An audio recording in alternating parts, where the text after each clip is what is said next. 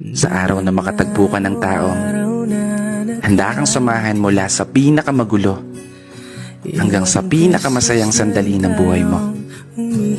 Huwag mo nang pakakawalan.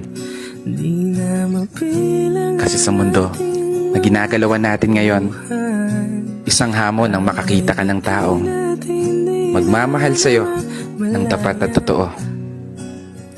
Taong maituturing mong palagi. Oo, palaging mananatiling sa'yo. Palaging uunawa. Palaging magpapahalaga. Taong tatanggapin ka ng buong buo maging sino ka pa. Ano man ang estado mo sa buhay o kulay ng paa. Taong hindi lang nakabase sa kung anong nakikita ng mga mata. Taong bigla na lang magliligalig nang hindi mo alam ang dahilan. Ay, mali pala. Taong makakasama mong mangarap at abutin ito ng sabay.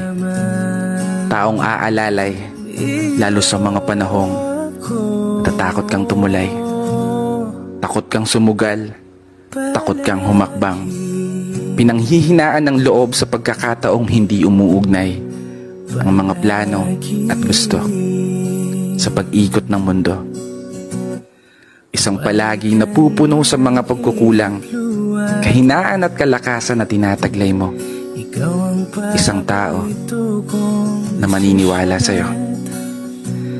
Isang tao na palaging magpapaalala na kaya mo.